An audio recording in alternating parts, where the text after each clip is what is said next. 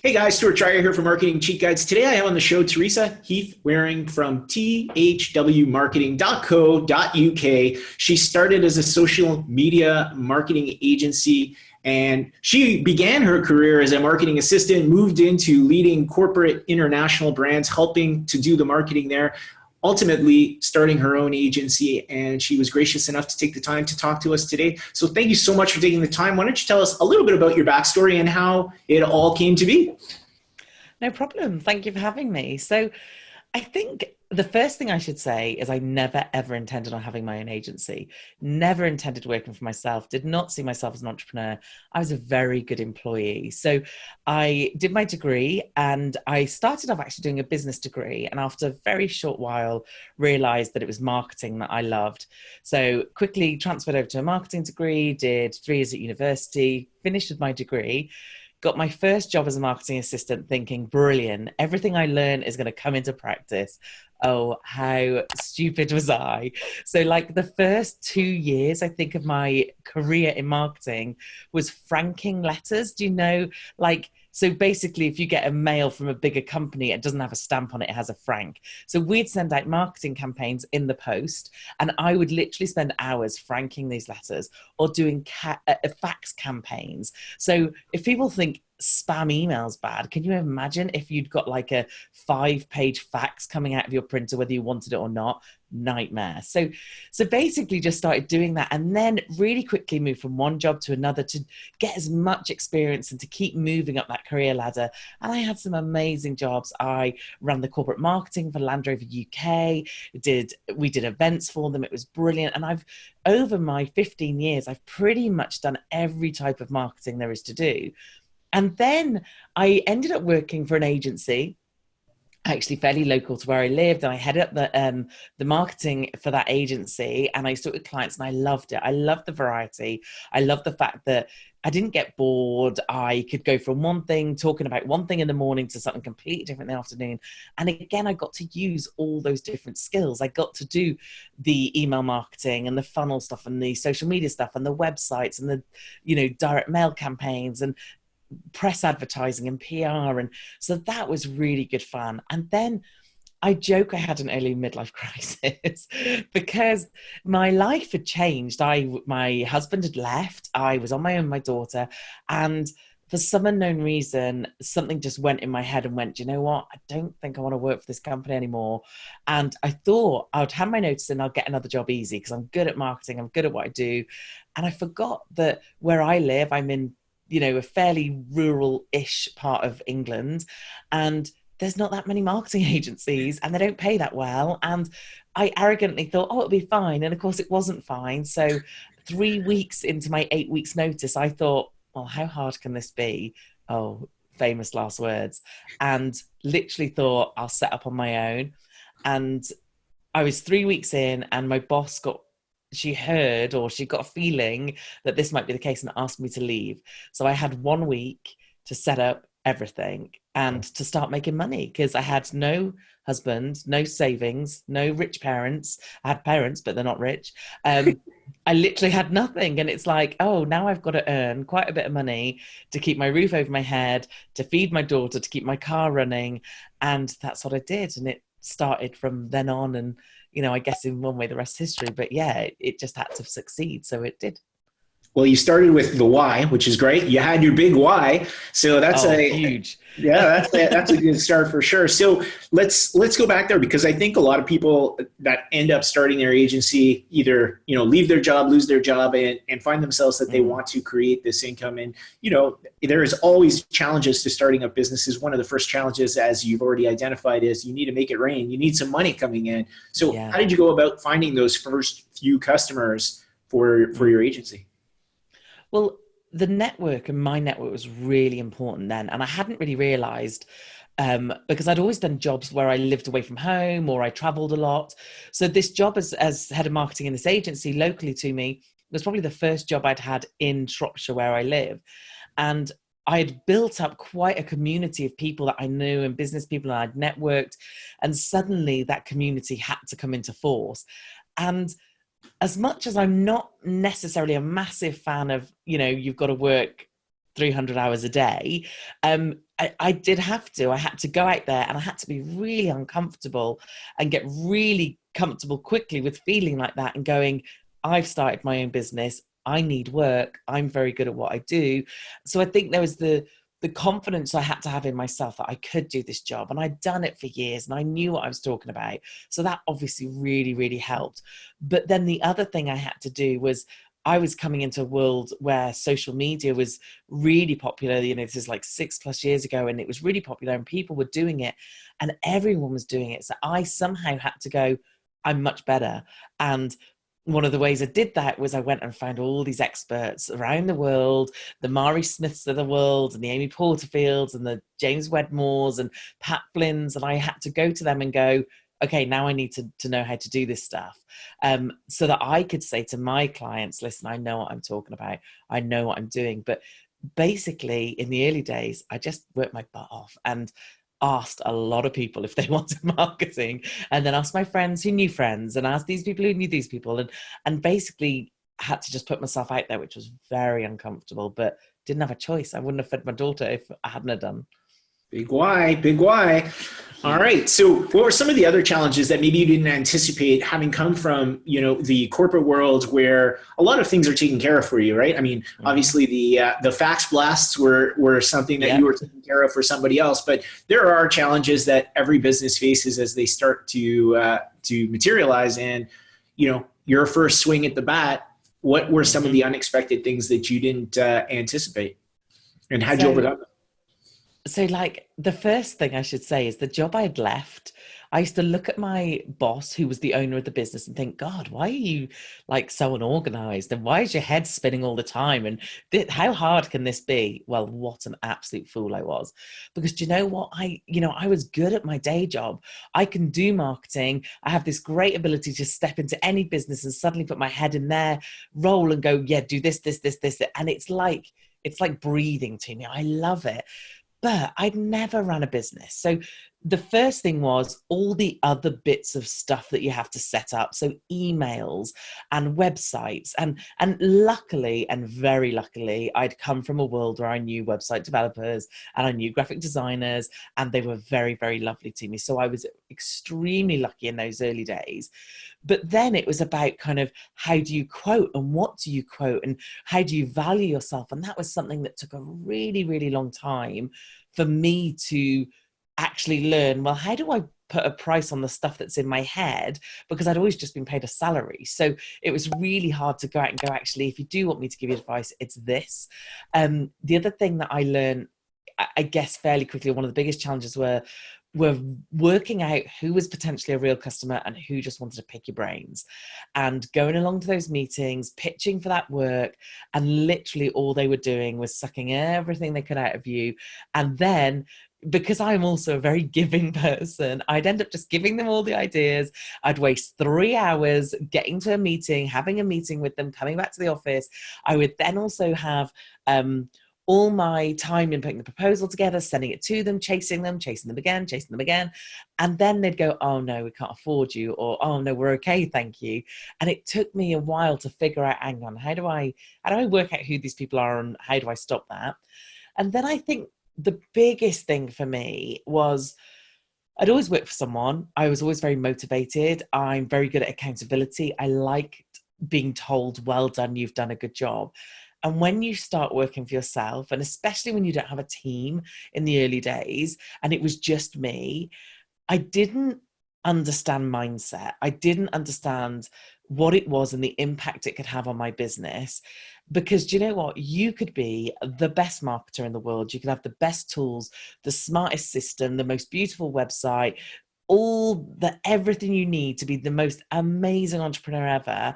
But if you wake up in the morning and you think, my confidence isn't very good today, and I don't want to get on the phone, and I don't feel like it, and that client was upset with me, and now that's made me kind of go, oh God, I'm in the wrong thing, and what am I doing, and I don't have this confidence, that is a game changer. So for me, really focusing in on that, and it took a good 2-3 years before I realized that was such a big thing. But now, having the strategies to go, how to keep motivated, how to be totally resilient, because I have to put myself out there all the time. I do a lot of speaking. I'm seen by lots of people, and you just have to go, let's get on with it and do it. So for me, it's actually the more what I like to call the woo-woo side of running a business. And it's about looking after myself and looking after my own mindset and keeping myself in a really good frame of mind, positive and motivated and driven. Because again, if you're starting out on your own, you've had a few knocks, it's hard and it's really easy. And I see it all the time where people are like, it's not working, I'm just going to get a job. And for me, I couldn't imagine anything worse. So this is like an important topic for sure, because I think a lot of people suffer through this mindset issue, the imposter syndrome, and especially in today's day and age with social media, where people are filtering images and presenting, one aspect of the story. People tend to forget that, they're only showing their highlight reel. How did you develop that mental resilience to deal with the entrepreneurial journey, which is very often like a roller coaster? Up and down. It is, for sure. And it certainly surprises you at every single point. Just when you think you've got something sorted, something else comes along to blow you out of the water. So for me, it was a couple of things. I think the very first introduction I got to it was listening to podcasts. So I myself have a podcast. I'm a huge fan of podcasts, and I love them because it means, as a mum, and my husband has literally just left the military after 25 years, and he's always worked away and still does. And, so running the house, looking after the kids, sorting the dogs, my time is super precious. But having the podcast where I could listen to it in the morning when I was getting ready, or in the car doing the school run. And I used to listen to James Wedmore all the time. And he was a great introduction for me, because he was very much the balance between being an entrepreneur, running a business, and focusing on your mindset. And then I think for me, the real game changer came where I got my own coach. And I'm actually coached by Mary Hyatt, who's Michael Hyatt's daughter. And I happened to be listening to someone else's podcast, and they said that Mary was her coach. And I thought, you know what? I want to be where she is. So if I want that, I need that coach. And I took a big commitment, a terrifying one, to spend a lot of money, and probably money I couldn't afford to spend, but I did. And actually, and this sounds totally cliche, but she changed my life. She literally changed my world and gave me tools and skills and things that I could do to get over those things and to manage those things. And for me, if I had to take like one thing that she did that literally went boom, that's it, it's a game changer, was Mary. I remember we got on a call once and I had lost some clients, or the contract had come to an end, and it was all really amicable. It wasn't horrible. There was no kind of like, we don't want to work with you anymore. It was whatever the reason was. It was just like, that's it, work's done, see you later, thanks very much. And they were a big client, quite a lot of money, and someone else had finished for another reason. And it was all, at the time, I was like, oh my word, this isn't good. Like, I've got this team, I've got these people that I've got to, that expect work from me. And I've got this agency, and I need some clients. And I was in sheer panic mode. And Mary and I got on a coaching call, and we're chatting away, and I was telling her about this. And Mary said, what if for a minute you are exactly where you're meant to be? And I'm like, what? And she said, what if this is meant to be like this for a reason? What if that contract was meant to come to an end because another one's coming that's even better? What if that's meant to come to an end because you need to learn how to do something, or that's going to free you up to do something different in your business or take a different direction? What if this is exactly the right thing that's meant to happen right now? And for me, it was like, oh my word, like, not only, what if that is the case? But I think the thing that really helped me was, in fact, the situation's the situation. Nothing can change that. The only thing that I can change is how I respond to it. And by saying to myself, what if this is exactly where I'm meant to be, made me feel so much better about it, stopped me panicking about it, stopped me worrying about it, which in turn made me able to focus again, because when you're in sheer panic, you can't focus. And one of the things she talks about all the time when we were coaching and working together, she talks about the fact of never make a decision from fear. Because if you make a decision from fear, especially when we look at the agency model, so if I'm in fear and I'm like, okay, I need clients, and someone came to me and said, could you help us with this? And it was slightly out of our zone of genius and the stuff that we're really good at. If I wasn't coming from fear, I'd go, do you know what? Thank you so much, but that isn't what we like to do, and that's not our bag. But because I think I don't want to give ourselves extra work or different work, and we're really good at what we do, and that's where we focus and brilliant. Whereas if I was coming from fear, I might be thinking, I need the money, I need the money, I need the money. And I might go, yes, okay. And it could be disastrous. So for me, those two kind of things together were like, yeah, absolute mindset game changers. And it just made me feel so much happier in my business and so much more interested and curious about the ride. So rather than every time it was terrible, or every time something went wrong, or if a team member did something or something didn't quite go to plan, instead of literally going, oh my word, and having a breakdown, it'd be like, oh, this is interesting. I wonder why this has happened. I wonder what's coming. And even if it was a placebo effect, I don't care. The fact was, I wasn't like running around the house sobbing because something dreadful was going wrong. I was feeling much more calm about it. So yeah, that for me was just amazing. The whole game of reframing the situation is it gives you the space to kind of see it. And then, like you've said, you're talented, and talent will always be compensated. So, people are going to find you, especially if you are aware of where your genius zone is and stick to it. People are going to pay the premium to work with people that have talent. So you've done a ton of stuff in the agency world. Who are your ideal clients today? Who do you find yourself working with? Are they local? Are they in a particular niche? Who do you like to work with? Do you know what?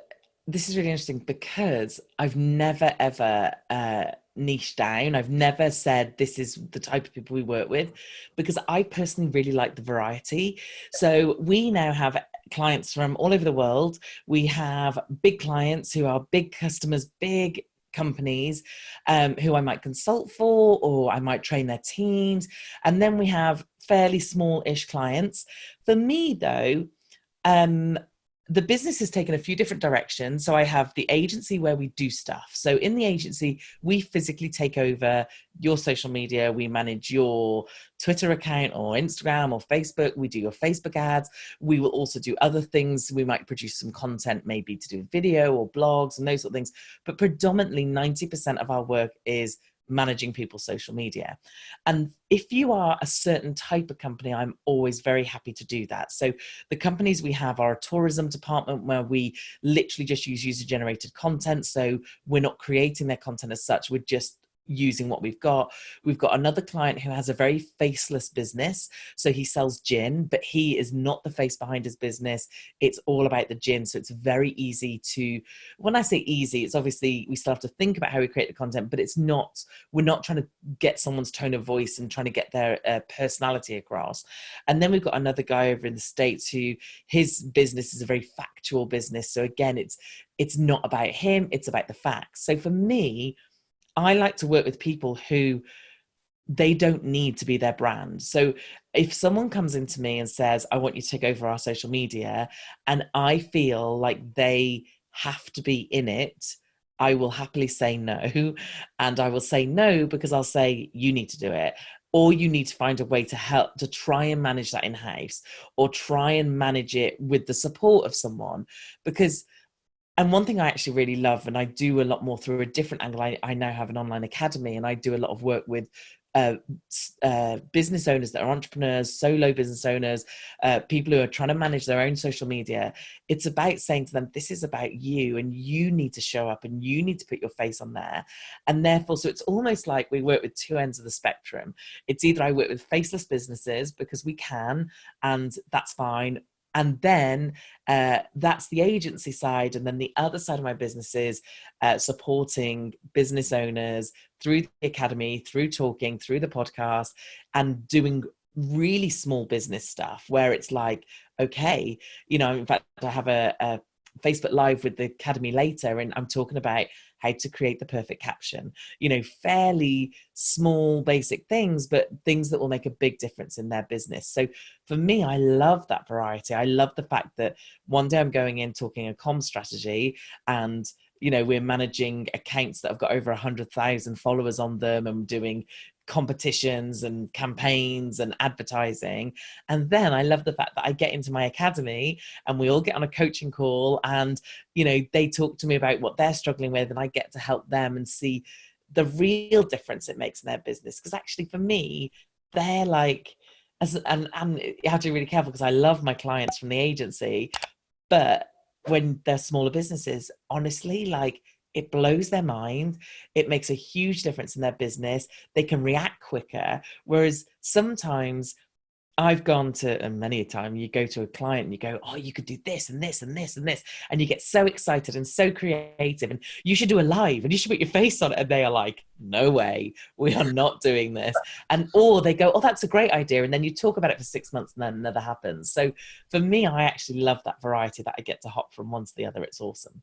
Awesome. So you've talked about a lot of things that you're doing in the agency. So how do you currently divide your time and balance your time, I guess, between, family, personal life, and business? Yeah. What are the major buckets you focus on within the agency today?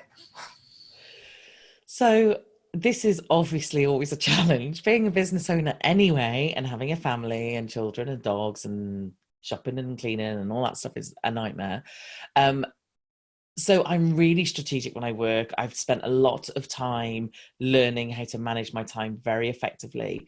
I have an amazing team around me. I have 2 VAs that work with me. So one VA tends to work on the strategy of the business and the overall strategy. So not just the agency, but also what we like to call the Teresa side of the business, which is the speaking and the stage stuff and the personal brand and the academy. And then I have another VA who just does things like the podcast and helps manage that side of the business. But then I have an amazing team who are the agency. So what we tend to do is, I'm very lucky. We don't have to proactively go out and ask for agency clients anymore, because we have these 2 sides of the business. It's a careful balance between not taking on too much in either side. So at the moment, and it might not always be this way, but at the moment, we don't have to go ask for clients. We get people coming in, and then we get to be a bit picky and go, that fits well, we can do that, let's do that. Because the point I'm at now, I am happy with the size of the agency. I'm happy with how it fits and how it looks and how I work. And I'm happy to do that alongside the other stuff. So I think if I was in a position where I wanted to build the agency even bigger, this would be a very different answer. But doing the 2 different things, it means I can balance them and try and work out what's what. So, but a client will come in, I always do the initial stuff with them.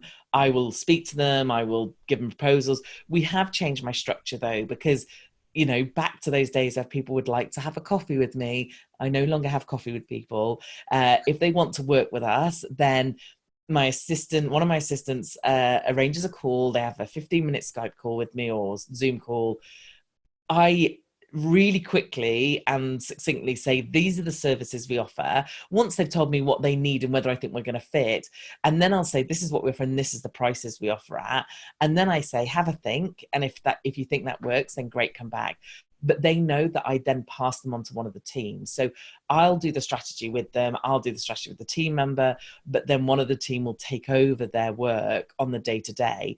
And they obviously have access to that team member, but they have access to me too. So it is an interesting balance. I have had to change. In fact, one of my longest standing clients that were with me from day one, I literally had a phone call with them today because we've had to come to a mutual understanding that we've had to let go of each other, because the role that I took on them when I first started was not the role that I offer today. So I used to go into their office. I used to sit in their office with them. I used to be like at their beck and call.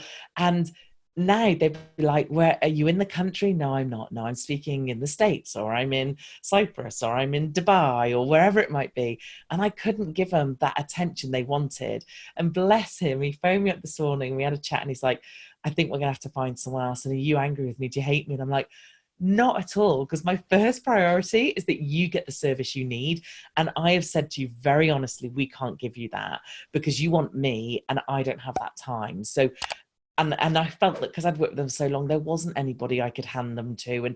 And the stuff that they didn't sit in the exact services we offer now. And so for me, it was like, no, that is totally the right decision to make. And I'm so glad for them that they've got what they need. So it's interesting how it's working now, but it's great. The team are brilliant. I love them to bits. They're fantastic at what they do, and they look after the clients brilliantly. And I'm always there as the backup.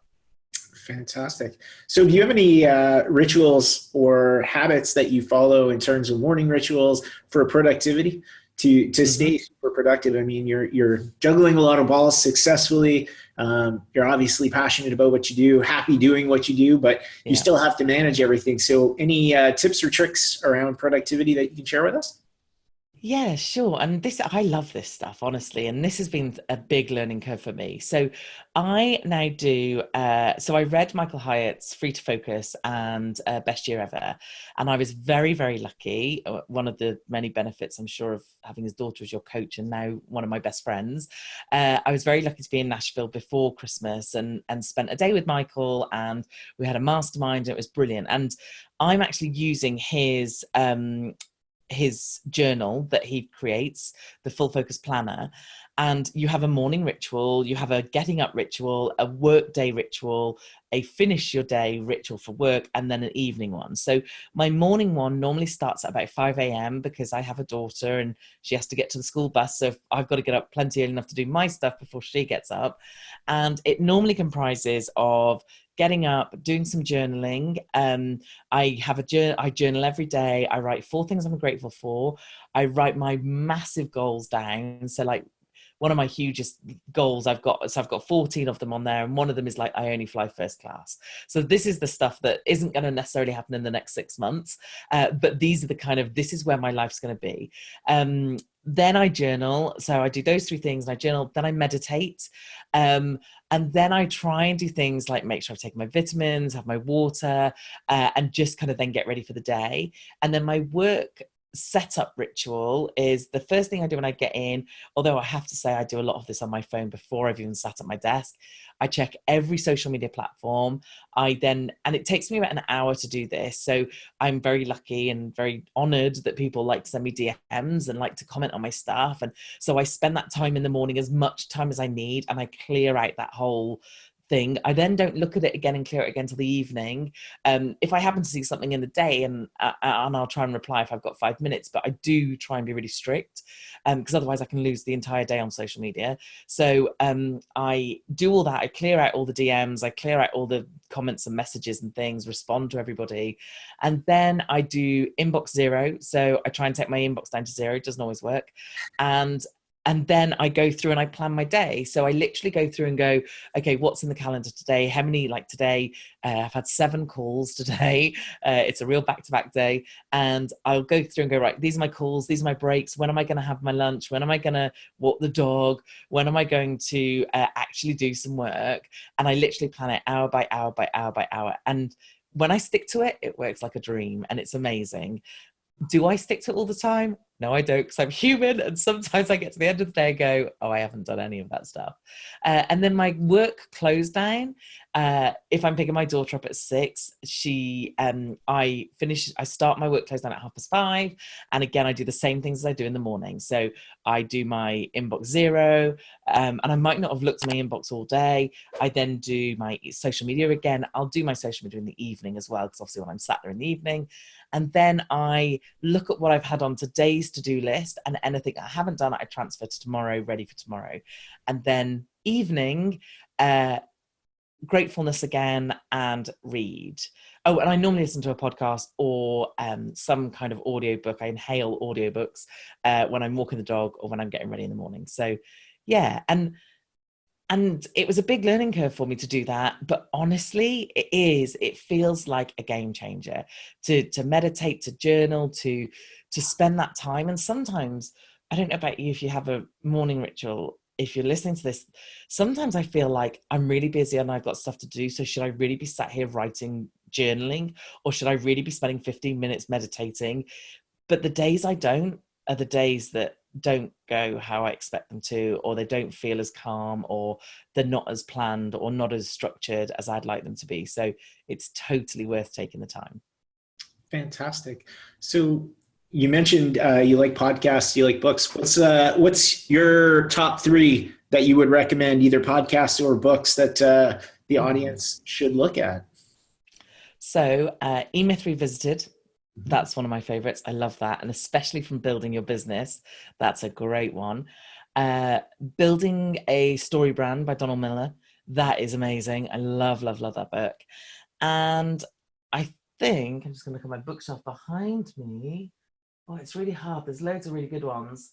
I think something like Free to Focus or Best Year Ever, just because those ones are really kind of business related, whereas I think to do a personal one is really good. And the Free to Focus, it's not rocket science, but it's really good, sensible advice. And there's some real gems in there in terms of managing your time.